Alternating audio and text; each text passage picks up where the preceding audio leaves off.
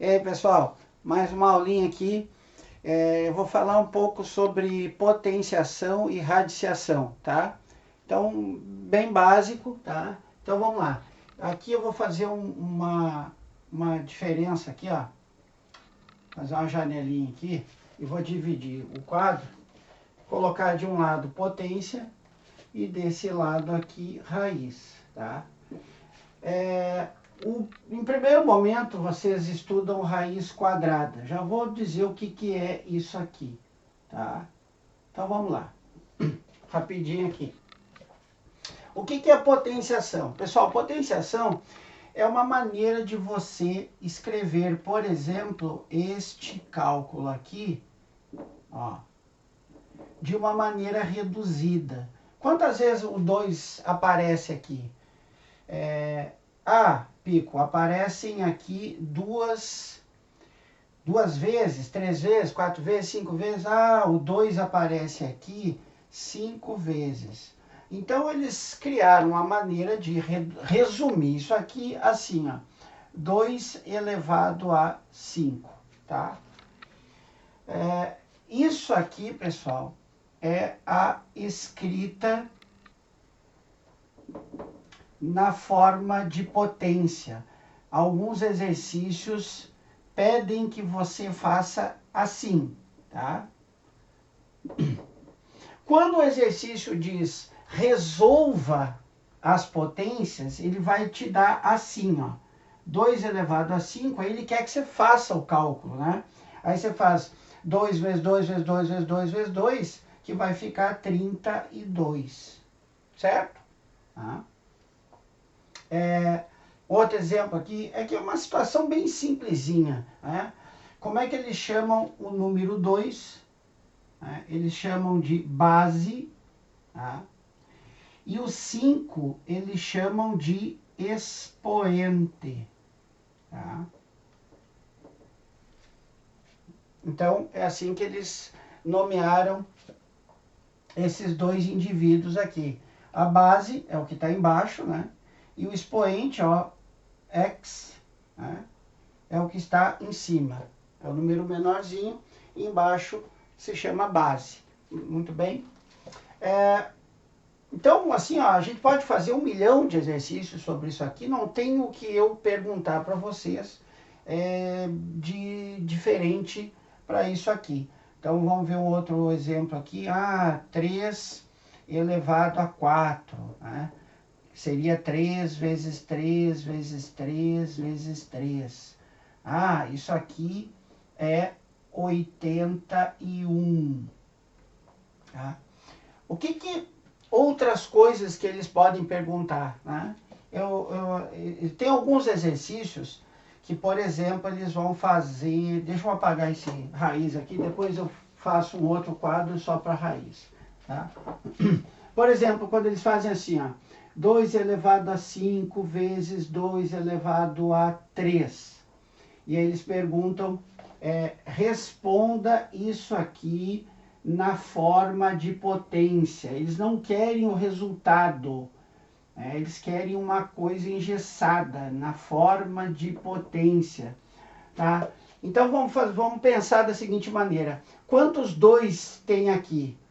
Pico, aqui tem 5 2. E aqui tem quantos? Aqui tem 3. Então, quando você juntar esses dois caras aqui, quantos 2 vão aparecer? Vão aparecer 8 2, certo? Pico, não entendi. Então, vamos ver de outro jeito isso aqui. Por exemplo, 2 elevado a 3 vezes 2 elevado a 2. Né? Seguindo o raciocínio que a gente fez aqui, a resposta nessa situação aqui seria 2 elevado a 5. Tá? Esqueçam regra que na multiplicação, aí no livro, nos livros dizem, está escrito lá que a gente soma os expoentes. Esquece isso. É só tu perceber uma coisa. Pico, aqui tem números grandes, eu não vou fazer essa conta aqui, vou demorar muito. Então, tu pega um exemplo com expoentes pequenos e faz assim, ó, olha só. Aqui aparecem 3 2. E aqui Ah, aqui aparecem 2. E agora eu vou perguntar para vocês. Quantos 2 tem aqui? Ah, 1, 2, 3, 4, 5. Pronto. E aí o cara conclui, a pessoa vai concluir, que o que eu devo fazer com os expoentes nessa situação? Ah, 13 e 2 para ficar 5 eu somei, tá? Então é isso que vai acontecer. Tem uma outra situação também que aparece muito. Vamos pegar assim, por exemplo, 3, aí aqui tem 15 e aqui tem 3. Tá? O cara não quer que você faça essa conta aqui, porque também não vai caber na calculadora. Ele só quer que você perceba aqui o que você tem que fazer entre esses dois números aqui, né? Quando a gente vê parênteses, na maioria dos cálculos, a gente sempre associa isso com multiplicação. Então, o resultado disso aqui ficaria 15 vezes 3, 45. Né? Teria outra maneira de mostrar isso aqui? Sim, igualzinho a gente fez aqui. Eu posso representar isso aqui assim, ó. 3 elevado a 15.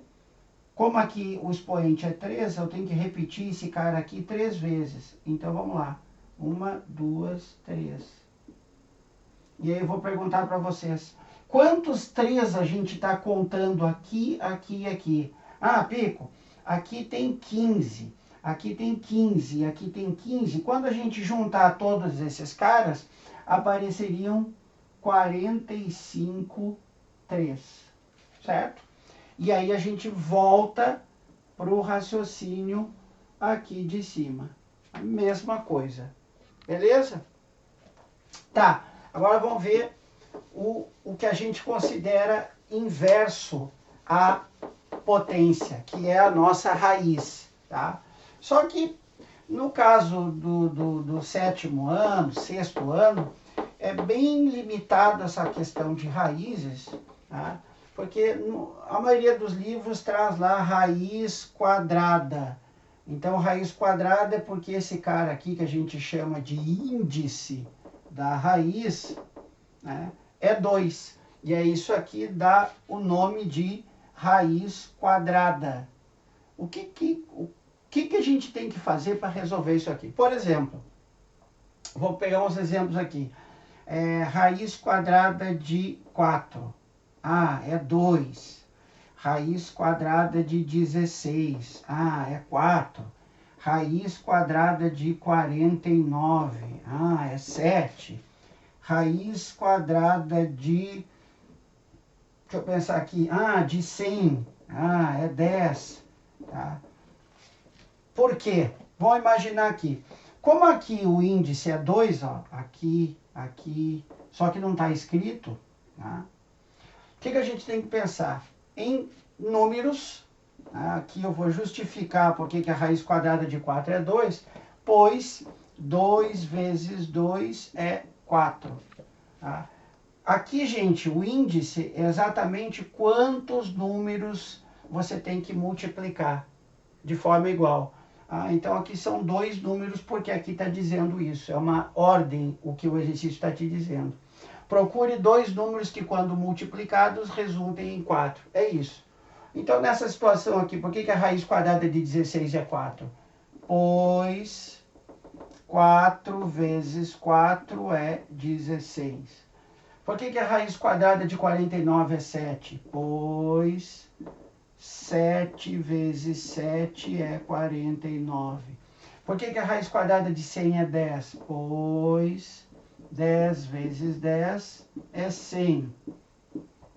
Ah, Pico, bem simples de entender, eu já saquei como é que funciona. Vocês acham que todo número tem como fazer raiz quadrada? Tudo vai dar exato? Não. Tem um exercício que às vezes nas questões eles vão perguntar, por exemplo, seguindo o raciocínio apresentado nas questões anteriores, diga se existe raiz exata de 648. Se vocês perceberem, os finais aqui, ó, final 4, final 6, final 9, final 0, e tu observar a maioria das raízes que são exatas, Será que tem alguma com final 8? Não tem. Você pode pegar vários exemplos, né? Do 1 até o 100, né? E vocês vão perceber que todos os algarismos das unidades desses números que vocês querem tirar a raiz são sempre iguais, tá?